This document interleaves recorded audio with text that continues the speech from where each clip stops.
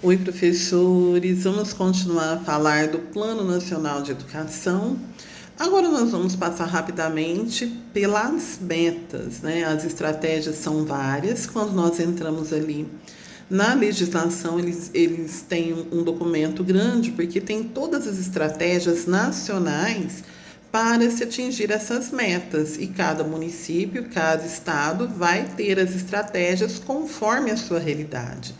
Então, a primeira meta, meta número 1, é universalizar até 2016, já que o plano é 2014-24, a educação infantil na pré-escola para crianças de 4 a 5 anos de idade e ampliar a oferta em creches de forma a atender no mínimo 50% das crianças de até 3 anos até o final da vigência deste Plano Nacional de Educação.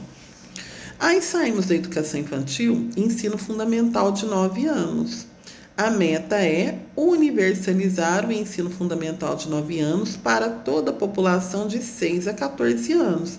Até essa data, a escolarização obrigatória era de 7 a 14, né?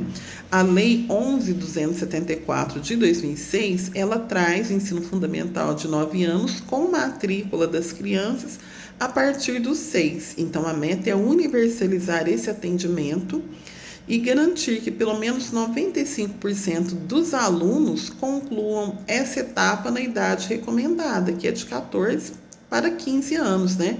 Até o último ano de vigência deste PNE, Plano Nacional de Educação. Educação infantil, fundamental e o ensino médio. A meta é universalizar até 2016 o atendimento escolar para toda a população de 15 a 17 anos. E elevar até o final do período de vigência desse plano a taxa líquida de matrículas para o ensino médio para 85%. Porque o ensino médio até 2009 ele era uma etapa que não era de oferecimento obrigatório, né? A prioridade aí era o ensino fundamental. Com o Fundeb, com o Plano Nacional de Educação, se universaliza o ensino médio e se busca o aumento da taxa líquida de matrículas, já que é uma etapa em que o aluno já tem autonomia para ir e vir, não é? Então é uma etapa de muita evasão, porque já são jovens e já não dependem tanto de um pai e mãe para levá-los. Educação especial. Meta 4.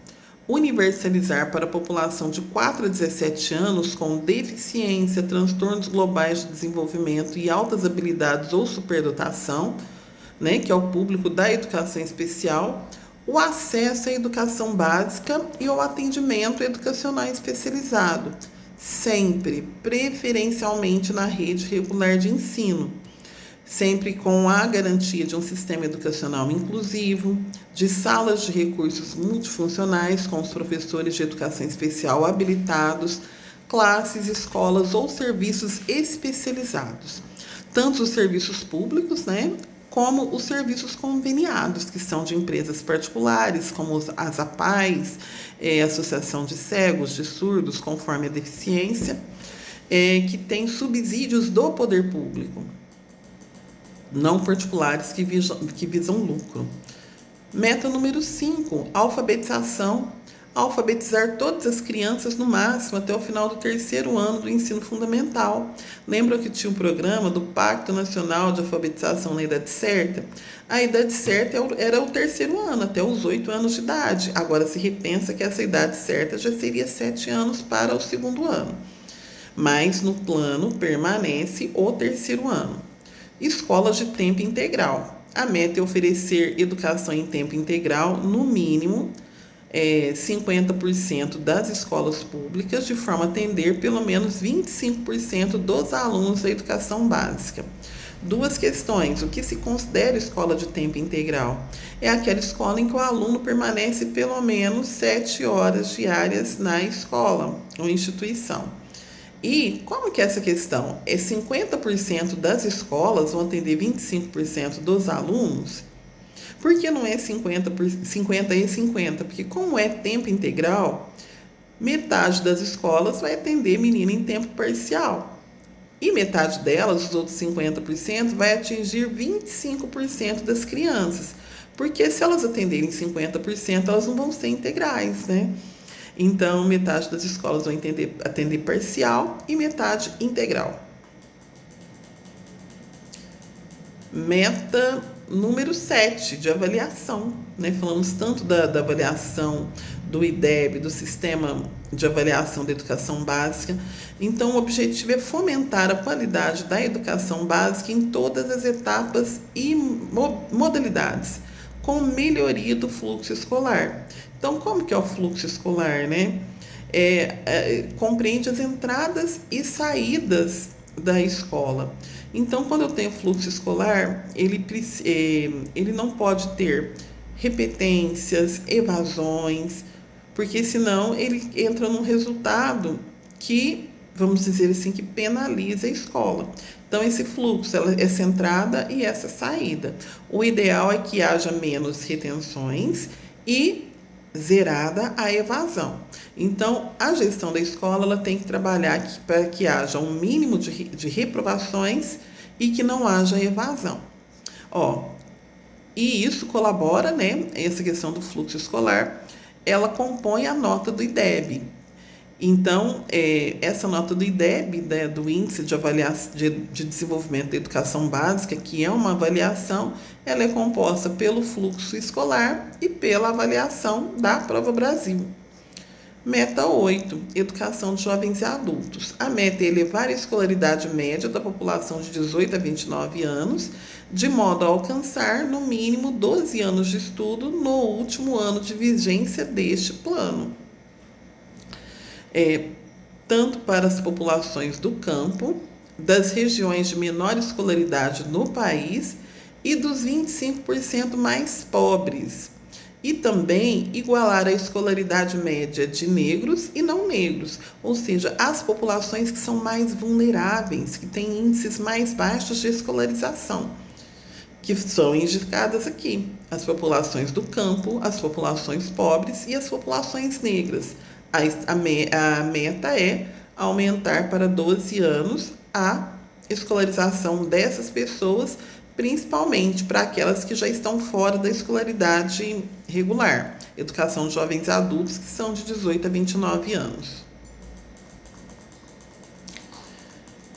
Mais metas para a educação de jovens e adultos. Número 9, elevar a taxa de alfabetização da população com 15 anos ou mais para 93,5% até 2015.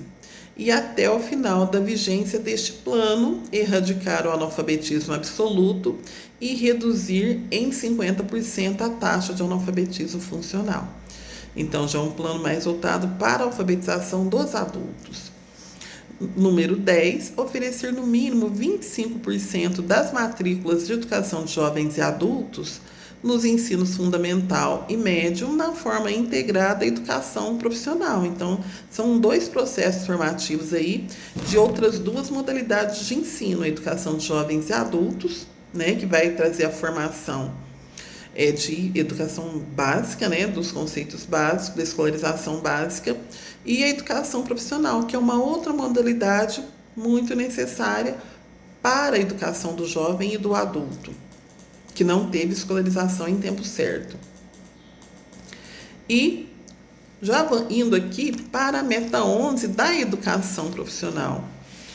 Triplicar as matrículas da educação profissional técnica de nível médio, assegurando a qualidade da oferta e pelo menos 50% da expansão no segmento público, ou seja, impulsionar essa educação profissional pública.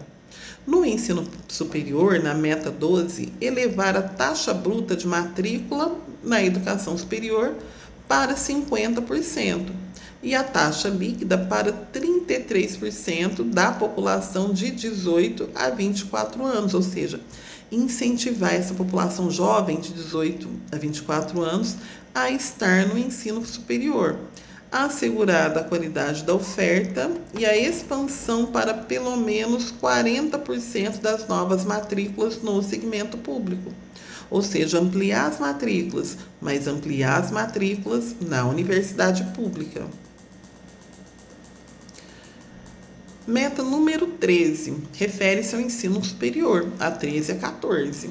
Elevar a qualidade da educação superior e ampliar a proporção de mestres e doutores do corpo docente em efetivo exercício no conjunto do sistema da educação superior para 75%, sendo do total, no mínimo, 35% para doutores. Então, aumentar as pessoas com essa qualificação e titulação. O 14, ele reforça isso, ó. Elevar gradualmente o número de matrículas na pós-graduação, aqui entendida como mestrado e doutorado e não especialização, de modo a atingir a titulação anual de 60 mil mestres e 25 mil doutores. E a formação do professor, já que eu estou ampliando aqui, melhorando a formação na universidade com o ensino superior, que eu tenho para o meu professor da educação básica? Garantir em regime de colaboração entre União, Estados, Distrito Federal e municípios, no prazo de vigência deste Plano Nacional de Educação, uma política nacional de formação dos profissionais da educação, que se trata no artigo 61 da Lei de Diretrizes e Bases da Educação, a LDB de 96, né?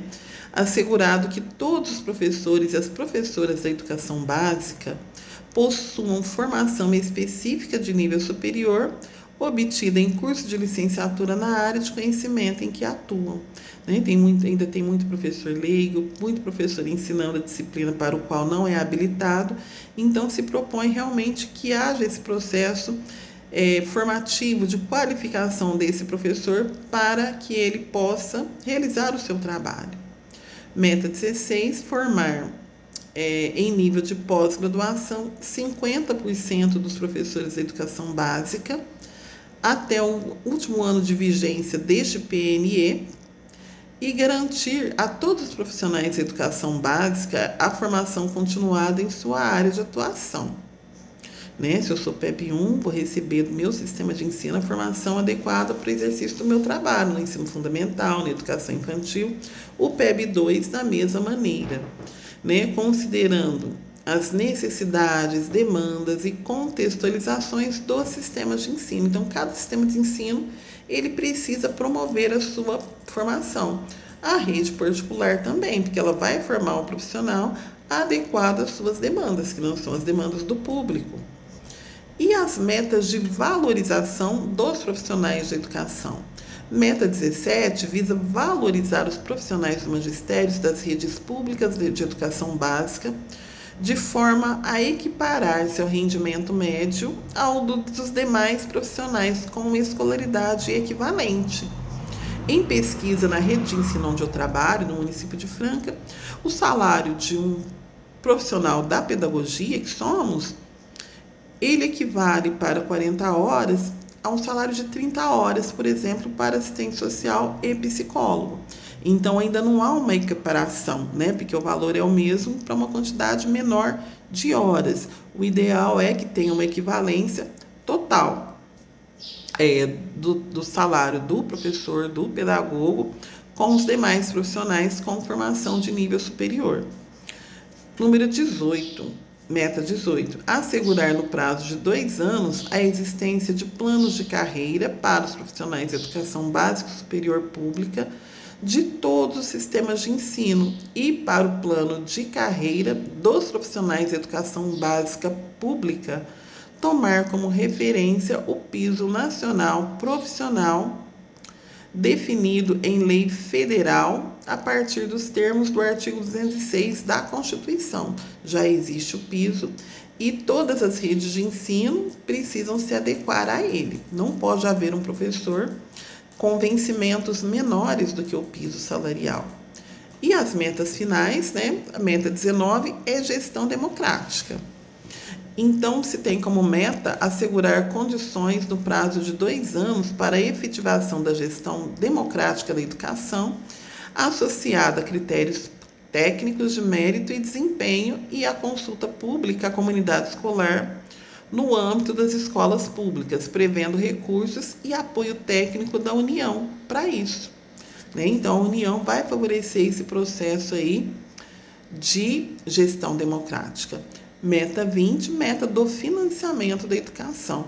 Então, se busca ampliar o investimento público em educação pública, de forma a atingir, no mínimo, o patamar de 7% do produto interno bruto do país, no 5º ano de vigência desta lei, que seria 14, 15, 16, 17 de 2018, né? Mas logo veio a pandemia, né? E isso não foi atingido.